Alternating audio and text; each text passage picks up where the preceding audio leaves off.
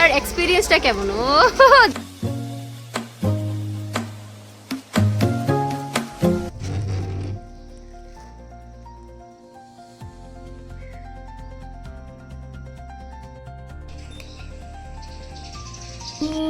गौरं करुणावतारं संसारसारं भुजगेन्द्रहारं सदा वसन्तं हृदयारविन्दे भवं भवानी शयितं नमामि।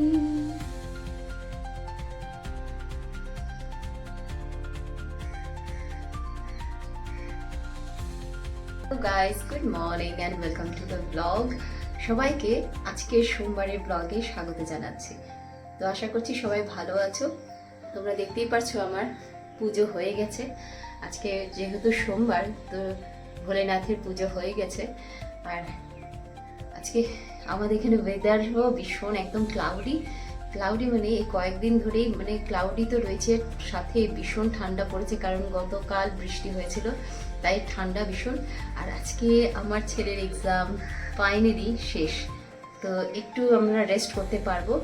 আর আজকে আমাদের মন্দিরেও দোল উৎসবের জন্য পুজো পাঠ হবে, যজ্ঞ হবে, প্রসাদ বিতরণ হবে, সব কিছুই হবে। তো সেই বিষয়টা নিয়েও থাকছে আজকে ব্লগের মধ্যে। তো এখান থেকে চলো ভিডিওটা শুরু করছি। তো প্রতিদিনের মতন সকালটা শুরু হয় গোপালকে জাগিয়ে, এরপর এসে যায় কিচেনে। তো ছেলের আজকে যেহেতু লাস্ট এক্সাম রয়েছে, তো একটু মোমো বানিয়ে দেবো, মানে ভেজিটেবল মোমো, যেখানে কি সে বুঝতে পারবে না, সে খুব পছন্দের সাথে এই মোমোগুলো খেয়ে নেবে। তো সেই আটার গোলার মধ্যেই এগুলো স্টিম করে দিয়ে দিচ্ছি, আর সে খুব একটু এনজয় করে খায়, কারণ লাস্ট দিন তো একটু বন্ধুদের সাথে থাকবে, বন্ধুরাও শেয়ার করবে। তো এই মোমোটা হচ্ছে মানে একদম পারফেক্ট ফর লাস্ট ডে।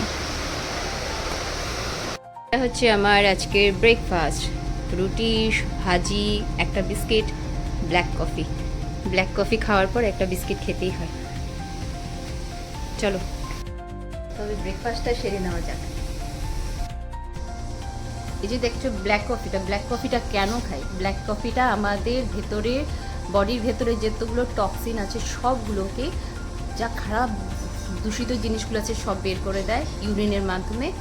আর এটা আমাদের ফ্যাটি লিভারেও কিন্তু অনেক কাজ করে। যাদের ফ্যাটি লিভার আছে তাদের অবশ্যই দিনে একবার করে এই ব্ল্যাক কফি খাওয়া দরকার। তবে এটার মধ্যেও কথা আছে, এটাতে কিন্তু না সুগার পড়বে না গুড় পড়বে, কিচ্ছু না, এটা খালি খেতে হবে। একটু তিতকটা হয় কিন্তু ভালো।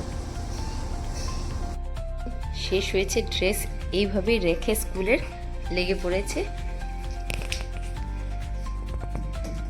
পেয়ার নিয়ে লেগে পড়েছে, জোর জবরদস্তি আলমারি থেকে খুলিয়ে সে বসে গেছে।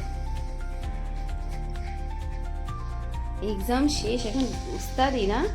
হ্যাঁ,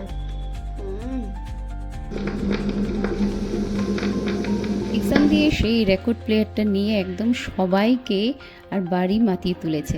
তবে এদের আর রেস্ট কোথায়, এখন যাচ্ছে ক্রিকেটে। আর সারাক্ষণ যখন এই টেপ রেকর্ডটা চলছিল, আমি বললাম যে এটাকে বন্ধ করে তারপরে যাও। তো এইভাবেই রোজই আমাদের এই জিনিসটা নিয়ে এখন যুদ্ধ চলবে, কারণ সে খুব এটাকে সারাক্ষণই শুনতে থাকে। গাইস দেখো, এখন ছেলেকে ক্রিকেট থেকে দিয়ে এসে ফটাফট করে শাড়ি পরে রেডি হয়ে গেলাম। আজকে যাচ্ছি মন্দিরে, তোমরা তো জানোই। তো মন্দিরে দোল উৎসব হবে আজকে, আর লাল পাড়ে শাড়ি পরার রিস্ক নিলাম না, কারণ রং লাগিয়ে দিলে একবার আর ওটা উঠবে না। তো আজকে একটা সিম্পলভাবেই রেডি হয়ে গেছি।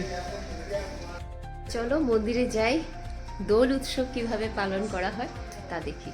চলো বাস হেঁটে চলে এসে পড়লাম গুরু মহারাজের মন্দিরে। আর ঢুকতেই মনে হচ্ছে এক শান্তির পরিবেশ। রীতিমতন টাইম ধরেই আমাদের যজ্ঞের কার্যসূচিও শুরু হয়ে গেল।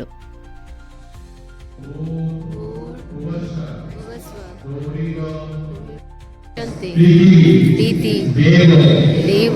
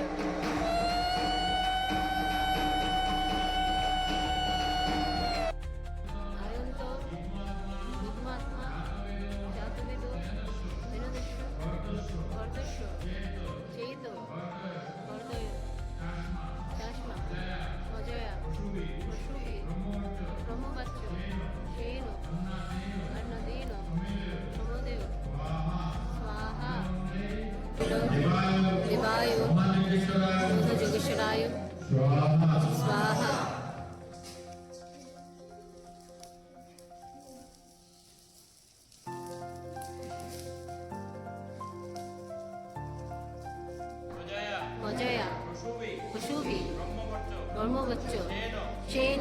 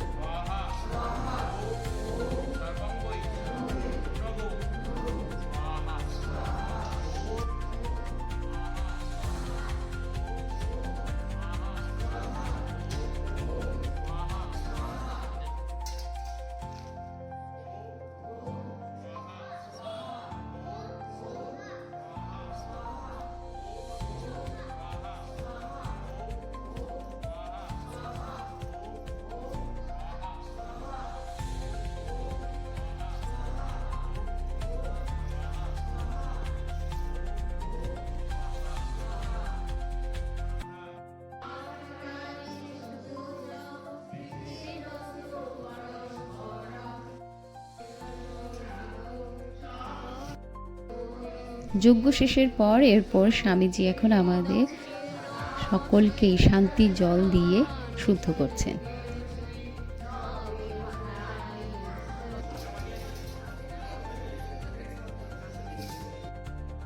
এরপর ভক্তদের মধ্যে আর উৎসাহের বাঁধ থাকছে না, সকলেই একে একে সারি ধরে সবাই কিন্তু গুরু মহারাজের শ্রীচরণে আবিরের ছোঁয়া দিয়ে দোল উৎসবের এই মহা আনন্দের শুভারম্ভ করল।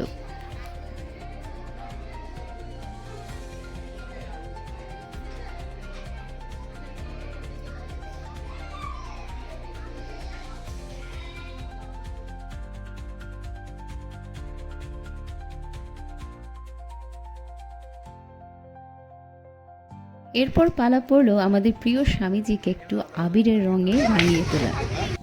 আর এবারের দোল উৎসবের এই খিচুড়ি মহাপ্রসাদের সম্পূর্ণ ক্রেডিট যাচ্ছে আমাদের দাদাদের, কারণ ওনারাই এত সুন্দর আর এত টেস্টি খিচুড়ি বানালে। মুখে রং লাগিয়ে খিচুড়ি খাওয়া হচ্ছে, কেমন রং লাগিয়ে খাওয়ার এক্সপিরিয়েন্সটা কেমন? ও দারুণ দারুণ সেম। এখন একটু মুখটা পরিষ্কার করেছে, না হলে পুরো ছিল। রং লাগিয়ে খেলার আনন্দটাই আনন্দ, না? তবে এত সব আনন্দ উৎসবের পর গুরু মহারাজকে এভাবে মন্দিরে একা ছেড়ে আসতে মনটা ভীষণ ভার হয়ে যায়। যাই হোক, গুরু মহারাজের আশীর্বাদে আজকের দিনটা খুব সুন্দরভাবে কাটালাম, সবে মিলে খুব আনন্দ করলাম। এবার বাড়ি যাওয়ার পালা। দোল উৎসবের এক দারুণ এক্সপিরিয়েন্স নিয়ে বাড়ি যাচ্ছি। তবে এই ভিডিওটা ভালো লাগলে লাইক, শেয়ার আর সাবস্ক্রাইব করতে ভুলবে না।